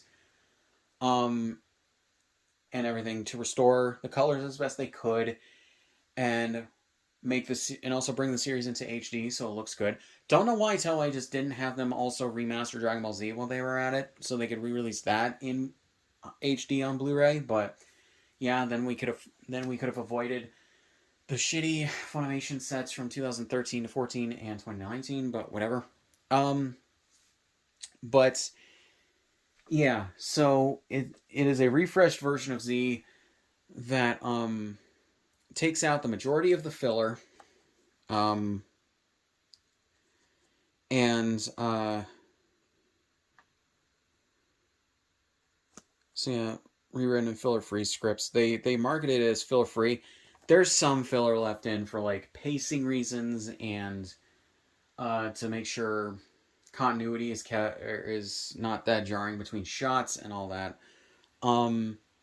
But yeah, so you have this, and then initially the first 98 episodes covered up until the end of the Android arc. And that effectively cut the series in half. Because you get almost 200 episodes in the original Z that do the same thing. Because of all the filler that was added. Now, some people argue that they prefer the original cut of Z because I have seen this a couple different times for reasons I cannot understand. Because to them, the filler adds to the storytelling, or was important to the storytelling. It wasn't. The main reason why there's filler in any anime based on a manga that either isn't years ahead of the anime or isn't finished is specifically because the animators and the writers have to give the manga time to get far enough ahead so they have enough material to adapt so they don't overtake the manga. Dragon Ball Z was unfortunately plagued with really bad filler in a lot of places. Most people do not like the filler of Dragon Ball Z, and it was really jarring when I saw a couple of people I saw trying to fucking justify not liking Kai because of the filler being cut out. When the whole selling point of Kai was that they removed the majority of the filler. So yeah. So yeah, Kai just has better pacing all around for the first 3 arcs, I would say. Actually, even the 4th one as well, and I'll get to that in a second. The episodes are in 4x3 for the first 98 episodes, which is good. QTech kept 4x3 versions of the episodes, and thankfully that's what they use on the home releases, which... Oh, man, I fucking hate Funimation even more for this. The fact that they kept cropping original Dragon Ball Z into 16:9, but kept Kai in 4x3 because it was already in HD. And it was weird because QTech reframed a lot of the shots and everything to work in 16:9. Yeah, so they could have kept in 16:9 on these releases, but no, they used the 4x3 versions of the episodes. So yeah, these releases also have a better English dub. The Dragon Ball Z English dub is terrible. I'm sorry, it is garbage. It is really badly translated from the Japanese scripts. Even when it's at its best, it's not really that good in terms of translation. The voice acting is terrible in a lot of places. Either that or it's very inconsistent. Even the actors will say that they were not good in Dragon Ball Z if they weren't good. Okay? That is just indisputable. Sean Schemmel has admitted he wasn't good in Dragon Ball Z back in the day when they were dubbing it over 20 years ago, over 25 years ago. You know? He has said that himself on Twitter. And I think at cons and whatever. Chris Sabat has said himself on Twitter, and I think at a panel maybe. I think there's a video of a panel where he said this as well. That the original Z English dub is for the nostalgia blind. The people who grew up with that dub who still want to watch it on the home releases. And hey, I'm not going to knock you. If you legitimately like the English dub, if you have nostalgia for it, good for you. Good for you. I, however, cannot watch the Dragon Ball Z English dub without cringing way too fucking much. Because it was dubbed at a time where English dubs were done very badly. Bad translations, bad scripts. Because here's the thing as well. The scripts for Dragon Ball Z's English dub were terrible. Even if you take out the fact that they were translated terrible, the scripts themselves were just terrible. The majority of the time. Because the way that the scripts come off to me whenever I've watched the original dub of Z is that, for one, they specifically did the dub to market it to children, to Western American children. So they dubbed it for those sensibilities, and they got a lot of really bad translations that baffle the mind as to how they came up with them. For like lines of dialogue and stuff like that, so it conveys the wrong information. They um they what is it? They changed characters in the scripts, so Goku comes off more like a righteous do-gooder than anything. Vegeta, for some reason, they added or they changed a line to or for him to say that Frieza was the one who made him the way that he is. When he was dying on Namek and making his last plea to Goku to stop Frieza. Which, no, that's not consistent with anything that came before or after. Sorry. Fuck that. It's not consistent with Vegeta's character. Even in the dub, I would say. And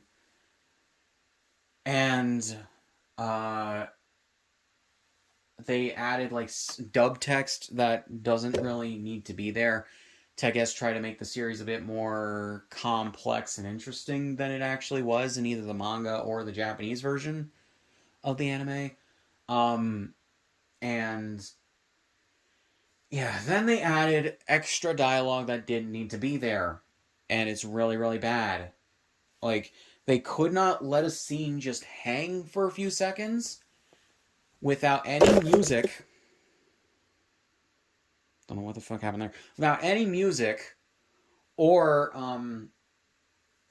dialogue for reasons I don't understand. And to the point where like so much of the dub feels like a 4Kids dub. And I know people will probably argue, oh, it's not like 4Kids. Beg to differ, minus the fact that they dubbed the series uncut and throw in some swears and some coarse language here and there. It basically is what you'd get if 4Kids did not need to overly censor a show like Yu-Gi-Oh! And in fact, if you actually watch the dub of the first movie, Pyramid of Light, it's kind of similar to that, because they were able to dub it uncut. They were able to like have more violence in it and everything. And there's even a part where Kaiba says, I think cock and bull story or something like that, or something like he says bull meaning bullshit. So yeah, they were able to get away with that.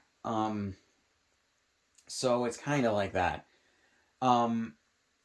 Yeah, it's just a really bad dub, and it has aged like milk. So yeah, Kai's dub is so much better because it's closer to the Japanese. There's some weird flubs here and there and some weird changes that I don't understand from even lines that were like correctly like translated and scripted in the Dragon Ball Z dub. Don't know why. But that's just something here and there that just I don't know.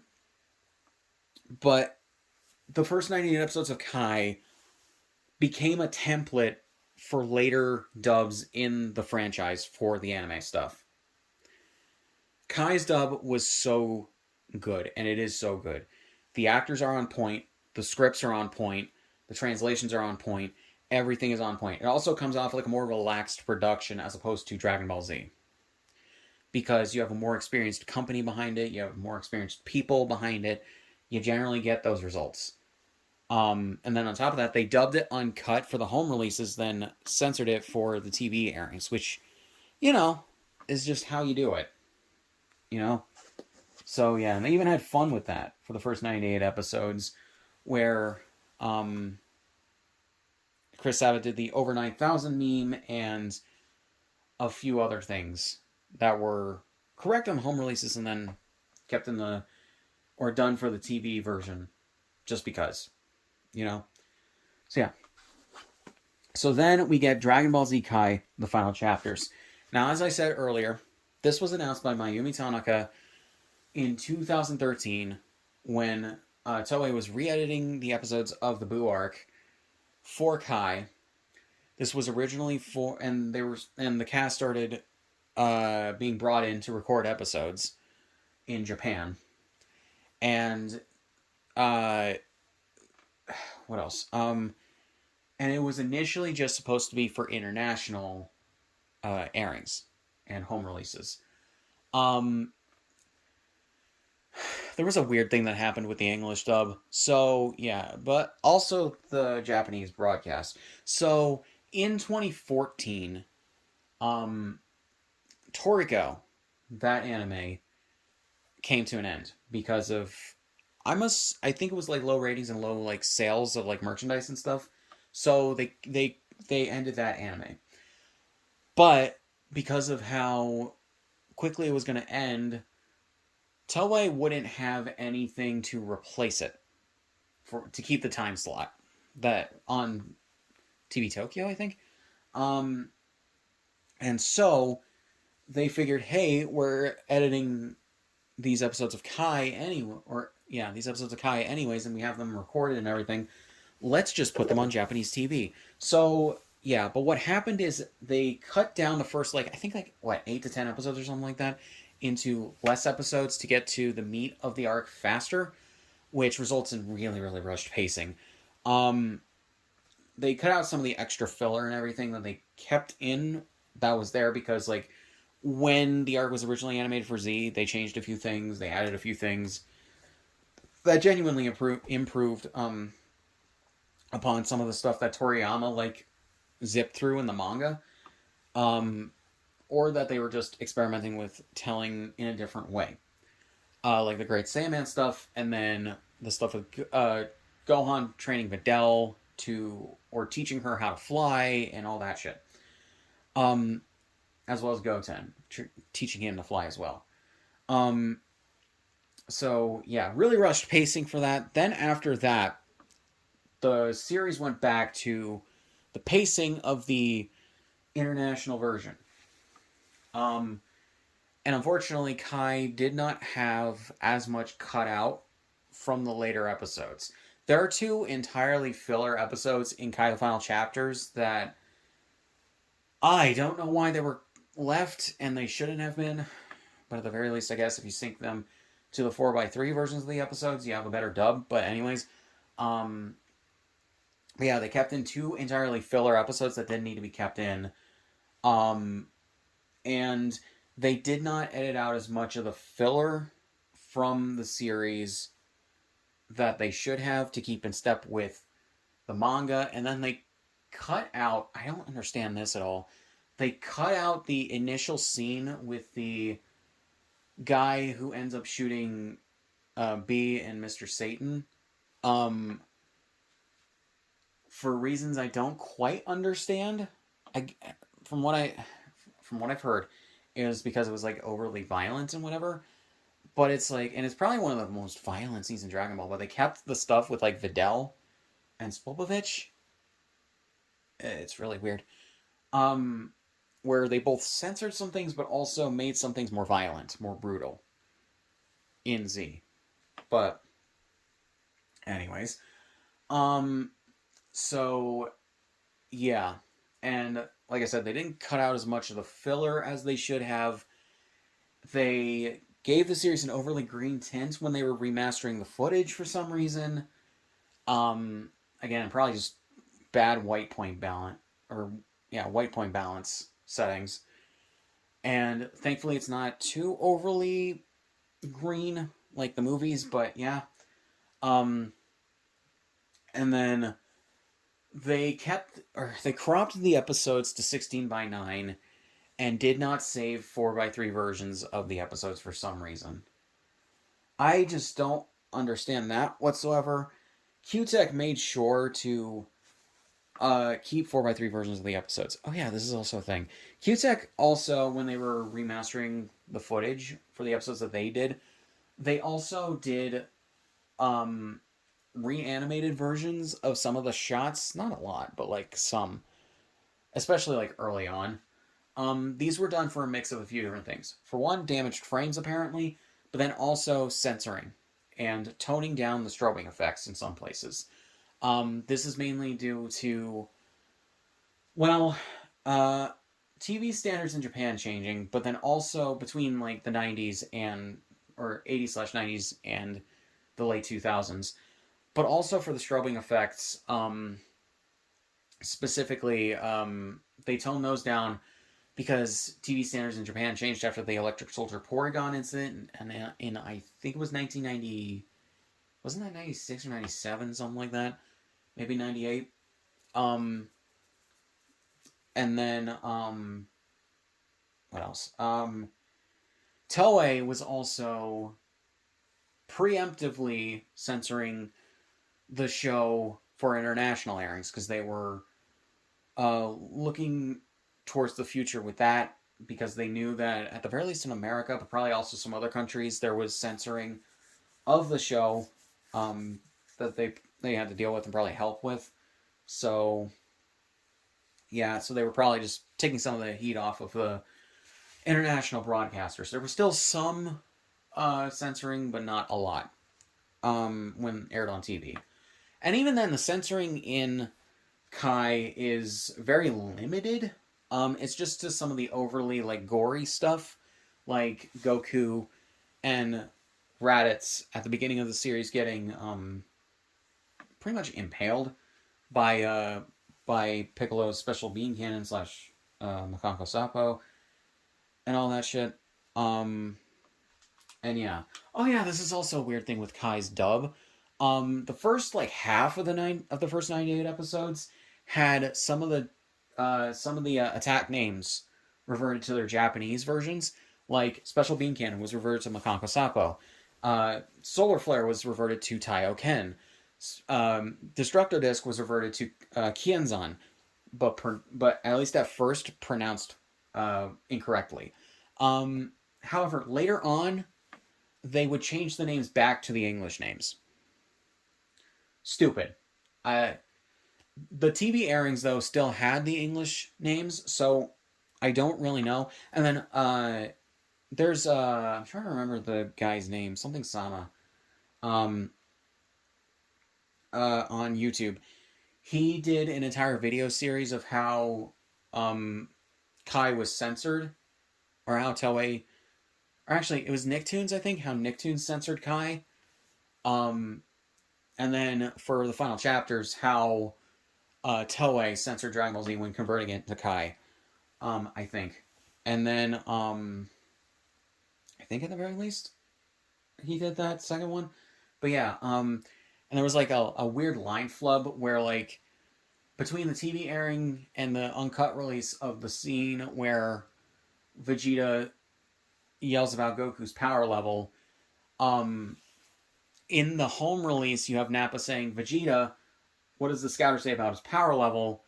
And Vegeta says it's over 8,000. But in the TV airings, Nappa's like, Vegeta, what's wrong with you? What's the scouter, or what's his power levels, or whatever? And Vegeta says it's over 8 or over 9,000, basically recreating the meme from the Ocean dub of the original series. Some weird things like that. Yeah, and I would just more so assume just like re-release Kai, but remix some of the audio to have the English attack names at the very least, so that they're consistent. Because like not only with Kai the Final Chapters, but also the later movies and Super, as well as the video games, kept the English dub names. They would revert the English dub names and just keep them. Seems like a fool's errand. I don't know, but yeah. So it's just inconsistent there. It's like either keep the Japanese attack names the whole way through, or on the uncut releases, or keep using the English dub names. That's just how I feel about it. It's just annoying when you flip flop between the two. Yeah, but kind of the Final Chapters. So yeah, so Kai the Final Chapters was not done as well as the first half of Kai. However, I would still say Kai the Final Chapters is my preferred way of watching the Buu Saga animated. Why? Because the remaster of the footage is still fine. It just has an overly green tint and it's cropped, unfortunately. I would rather it be 4:3, but the crop is still not nearly as bad as anything that Funimation did.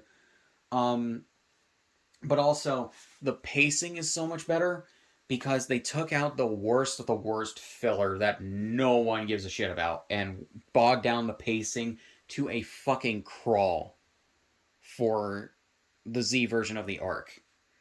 Like I said, they took out a ton of the Great Saiyaman stuff, Gohan's high school stuff, and everything. They took out some of the more embarrassing filler. Like, I specifically remember later on in the dub, or later on in final chapters, they took out some of the stupid ass gross out jokes that they inserted that weren't even in the manga, by the way. That were inserted into Z. Um, with Majin Buu, with like I remember specifically a gag of him like going out and eating a bunch of sweets. Then because of like Goku and Vegeta being in his body and like um going through his stomach all the way to his brain, which was all filler by the way. He like magicked up a porta potty because he had to use the bathroom. And yeah, maybe if you're a kid or Akira Toriyama, you like shit jokes like that, but like that shouldn't have been there. It deflates the tension and it's just not good. And it just, like I said, it makes the pacing go to a fucking crawl. I hate it.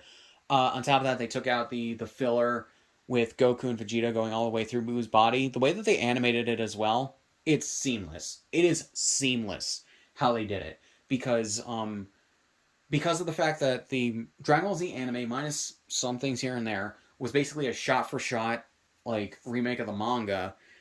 They literally took out so much footage that didn't fucking matter, and you don't notice it. You don't notice it. Early on in Kai, the first few episodes, unfortunately some of the editing can be jarring, but when they got their groove with it and figured out how to do it correctly, you don't notice the filler being cut out. That's the best part about it as well. So, yeah. Granted, I would maybe prefer a reanimated version of the manga story anyways, but like Toei's not going to do that. They're not going to spend the money on that for reasons. But yeah, especially when like Kai unfortunately did fail in Japan initially. That's why the final chapters was initially planned for an international release.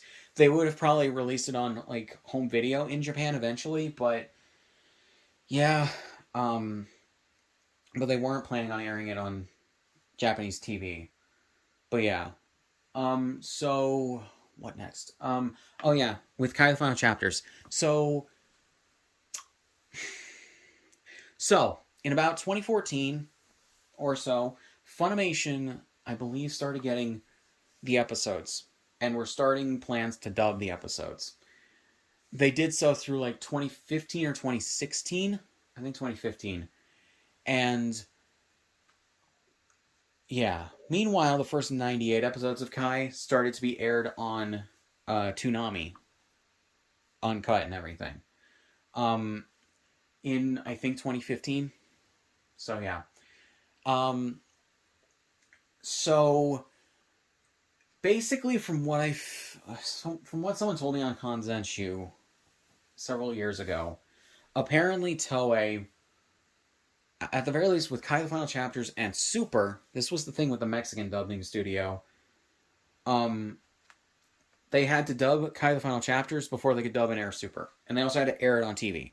So I think that's another thing that happened with Funimation.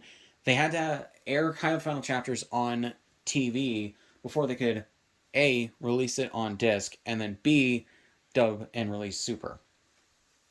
So yeah, so the actors started talking about at conventions the fact that they dubbed the episodes of Kai final chapters, but Funimation had yet to announce anything for it.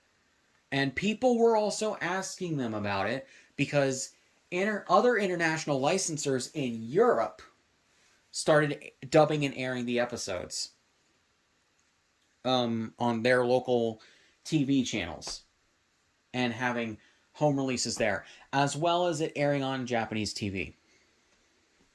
So, yeah, eventually it was announced, and to be airing in 2017 alongside Dragon Ball Super, which, you know, is a compromise, and it's fine. Then Funimation started, I think, first in March, then April and May, or maybe April, May, and June, something like that in 2017. You can look up this information. They released the 3 volumes for Kai the Final Chapters. I think that they could have easily cut this probably down to like 52 episodes, and that would have been fine, or like 54 or something like that, and it would have been fine. The international version is 67 episodes. Like I said, 2 episodes are entirely filler that didn't need to be kept. So yeah. The Japanese version is like 60 episodes, so they cut 7 episodes more worth of filler out initially. I just think if they did it better and they cared more, they would have made it better. Because there's also Hell filler, right? Because like Hell, the Toei depiction of Hell from Z and GT and the movies was cut out of the first 98 episodes of Kai because it wasn't in the manga. They kept some of it for Kai the Final Chapters. No idea as to why. Stupid. And yeah, it's so really dumb. I don't understand it whatsoever. So yeah, there's also a weird instance where they didn't get Damian Clark or even Travis Willingham for Perfect Cell for a line. So they had a guy named Jim Ferranda like record the line. Don't know why. They could have just easily used the original line from Z because it was paced the same way. Someone actually made an edit of it with that, and it fit fine. Don't know. There was also the controversy around Team 4-Star being in Kai the Final Chapters. So, Team 4-Star, the main members of those, Kazuneko, Lanny Pator, Takahata 101, and Moscow X, were brought in to dub the scene of the Cell Games reenactment. And they basically just improv the whole thing. They mixed around some of the actors, like Taka playing Mr. Satan's actor, and Kaiser playing Cell, instead of, Taka playing Cell's actor. But yeah. But they also had Moscow X as Goku's actor, and then Lanny Pator as Vegeta's actor. So, yeah.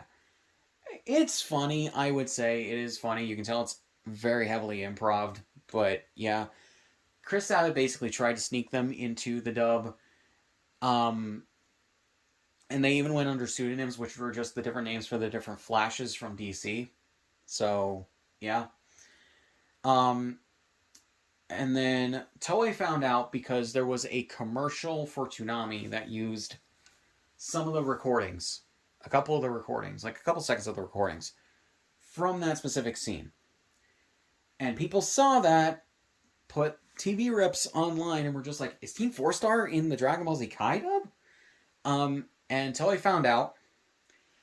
People like to say that, like, Sean Schemmel told Toei about that. No, I don't think he did. I don't even know if he knew about it up until that point. What is more logical to assume is that Toei saw that through Twitter and then forced Sabat to remove it, and basically Sabat did, and then quickly replaced it with the audio from the original version of Z. So yeah, it still fits and everything, it's just whatever. But then there's also Lanny Pator in his Krillin voice saying, make sure to get all your Mr. Satan merchandise and whatever at the end, when the thing ends. So he's still in the dub, but yeah. And then I think that got Chris Sabat in some heat with Toei, and then that got those 4 members of Team 4-Star graylisted from Funimation for a while. So, yeah. So, yeah, there's you can see the scene if you want. It's out there. But, yeah. So we have that. But Kai the Final Chapters, like I said, I think it's still my preferred version of watching the arc animated. Again, I would like to just have it in 4x3, but yeah. The green tint is annoying, but if the episodes were in 4x3, I don't think I'd mind it that much. And the dub is really what saves it, in my opinion. The dub actors are at their peak in terms of performances. The scripts are still good. The one thing I don't like about the scripts, like I said, is sometimes they will change lines for no fucking reason that were well, or that were actually translated well in the Z dub. Like I said, for no fucking reason. I don't understand it.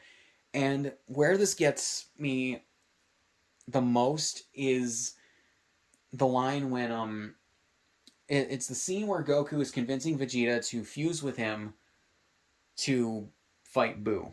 And when Vegeta puts on the earring, up until that point, the lines are translated well.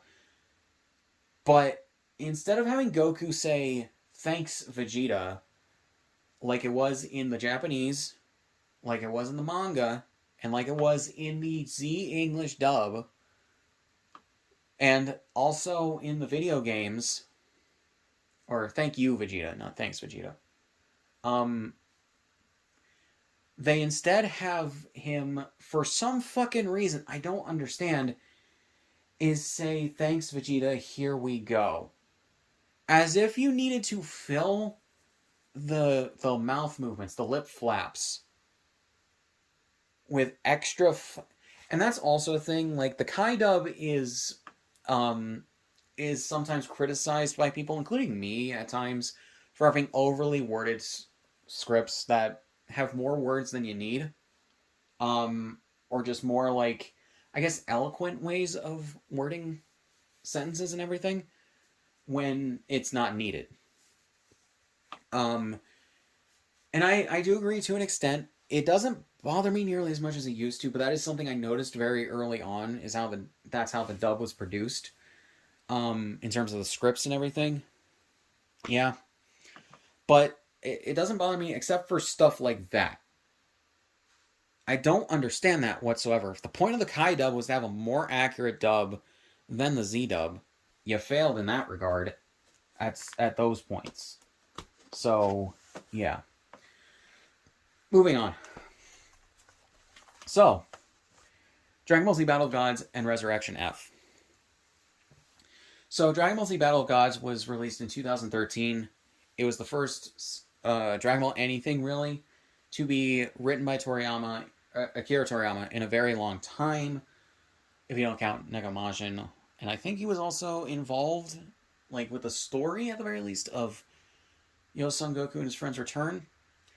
But this was a thing that he spearheaded once he heard about its production, and he wrote the story, he designed some of the characters and everything, and he did it specifically because Dragon Ball Evolution was so bad. He took so much offense to them not taking any of his, like, notes into consideration or advice into consideration, and yeah. Dragon Ball Evolution is not good, but you probably don't need me telling you that. But anyways, so he spearheaded Battle of Gods, which is a perfect Dragon Ball movie. Like, it is genuinely one of the best. Probably the best, in my opinion. Although granted, three of the last four Dragon Ball movies are really good. So yeah. So Funimation dubbed and released it, and they also have the extended version. So yeah. Resurrection F is not a good movie. Toriyama brought Frieza back. There's no tension in the movie, even if the characters are written pretty well, because even though Frieza does get his golden form, you have Goku and Vegeta getting Super Saiyan Blue, and then Whis can, like, reverse time to undo any, like, damage or whatever that's going on, like, by 5 minutes, so they can correct any errors. And yeah, there's no tension in the movie. And literally, I think it's just made to appease the fans of Dragon Ball who just like the endless fighting. It's just not written that well, unfortunately. So, yeah. But with this release, basically, this is another Digibook release, where you have the DVD and the Blu-ray with it. There are extras as well on these releases, which is good. This is the limited edition version, which has the Frieza cards and then the slipcover that has Goku and Vegeta on it. And yeah, Crunchyroll would re-release these movies, I believe, in a 2-pack. But yeah. So, we have those. Then, let's get to Dragon Ball Super. So, this is a Steelbook complete series release that was released a few years ago by Crunchyroll when they re-released these under their branding and everything. And this is actually a really good release. It says Dragon Ball Super, the complete series. You can still pick it up, I believe. And then Dragon Ball Super, Toei Animation. And then it says Funimation right here. I think this was in production when Funimation was still a thing. So you still have the Funimation branding right here. There was a slip thing that was over it. You can see it in my original unboxing video. I think I threw it out at some point. But yeah, that said the Crunchyroll branding on it. I think it was too late for them to redesign the steelbook or the metal box in that regard, because they were probably already produced, so they just did that. So yeah, but these are just re-releases of, and you can see on the steelbooks themselves there's a Crunchyroll branding. But these are really good steelbook re-releases of these, and on the discs as well there's the Crunchyroll branding. These are basically re-releases of the Funimation Dragon Ball Super volume releases. So yeah, you can see the episode numbers here. They all have really good like artwork on them. It's in the Yamamuro art style, but I don't mind it really for promo artwork. The Yamamuro art style, unfortunately, the quality of that shit just degraded over time with him. And yeah, it's the reason why for the next film they changed art directors. So yeah. But these are really good. They are re-releases of the individual parts. So yeah, I was waiting for them to re-release these in like season sets. 1, 2, 3, 4, 5. Because they could easily have 5 season sets here, like they did with Kai, and like they've done with other shows where they re-release 2 volumes in one as like seasons or collections or whatever. That's how I buy One Piece, and that's how I bought Dragon Ball Z Kai, the first 98 episodes. So yeah, but this was the next best thing. I was patient. I waited to get the part sets in a complete series set, or even just season sets.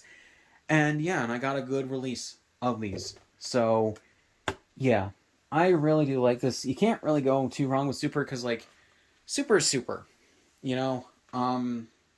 And the anime had a rushed production at first, and some of the episodes just don't look good, unfortunately. But the last arc, from what I can tell, they stepped up the animation, which was good. But yeah, so we just have that. On top of that, unfortunately, some of the writing isn't that good, but that's on account of the Toei writing staff and not Toriyama. Toriyama wrote the plot outlines and some jokes and some other things he wanted in there, but he left the script writing up to the people at Toei. So here we go with Dragon Ball Super Broly and Dragon Ball Super Superhero. 2 very different films in terms of production and everything. So Dragon Ball Super Broly is a reboot of the original Broly movie, set in the actual canon timeline, or at the very least the Super timeline, and takes some plot elements from the original, redoes them. Toriyama rewrote Broly's character from the ground up, which makes him just a better character, because of how he did it. And yeah, then you have the animation and art style. The art style is Tadayoshi Yamamuro instead of or Tadayoshi Yamamuro? No, that's not him. Tadayoshi Yamamuro was the last art director. Tatsuya Nagamine. He was the art director of this. Then after this, he was put on One Piece, and made that show look even better. So yeah, and his art style fits Dragon Ball like a glove. It looks more like the original Z era, but just modern animation and better animated, more on model as well. And then you have Dragon Ball Super Superhero, which is a movie that was done in a kind of experimental, like, cell 3D animation, CGI animation, and it looks pretty good for what it is. It's very similar to the video games, and yeah, but it's still good. Both these movies are good. These are the initial releases. This was the last Funimation release of a Dragon Ball movie, and then this was released under Crunchyroll because this was like the first thing that Crunchyroll dubbed for Dragon Ball. So yeah, then we have the re-release for Broly with the steelbook, and then the steelbook that came out at the time, the wide release steelbook. There is a second steelbook that was released at Walmart with Gohan. But yeah, and this is a 4K set. Because it has a 4K disc in it, unfortunately. And I think this was also a re-release, actually, now that I think about it.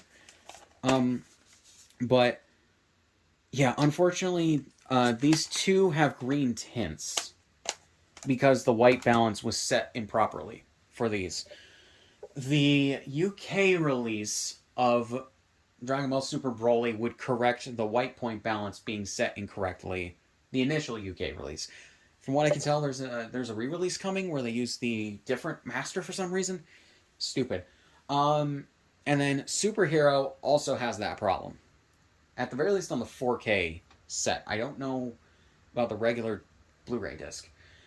But yeah, I have to rewatch the movie to really see that. So yeah, and again, anytime you bring it up to Toei, they're just like, no, that's not wrong, because egos and stupidity. But yeah, so there we have basically an entire like 2-hour fucking video talking about all the releases up until this point. There is one more release I will talk about really quickly, and that's Daima. Daima is getting a full, complete series set release. From Crunchyroll. I think it already did by Toei earlier this year, or 2025 now, whenever this video is going to be published. And so yeah, they even put it out on 4K, which I don't know, maybe visual quality's up, but I know the audio quality is just basically the same as the Blu-rays or the regular Blu-rays. So yeah, and I think it's just a regular stereo release with like probably panning whenever to try to make it 5.1. I don't understand why they just don't do 5.1 releases, but whatever, or mixes, but whatever. For anything but their movies. But yeah. So yeah, and that's gonna come out. I expect it to just be what they put on streaming on a disc, uncompressed and everything, and just better quality. So yeah, with the English audio and Japanese audio and English subtitles. So yeah. Oh yeah, also right. There was a thing with Resurrection F as well. That was weird. So for Super and for Resurrection F, Toei insisted that Funimation's releases use the English dub spellings of names and some other things. Don't know why. It's just stupid. But yeah, that's just one thing I just wanted to bring up now that I thought about it. But yeah, so guys, I really don't have much else to say on this. So yeah, hope you guys enjoyed this late 2025, early 2026 edition of this video. So yeah, went into really granular detail on this shit. So yeah, guys, really don't have much else to say. So links to description, all my shit. Subscribe if you want, and I'll see you guys in the next one.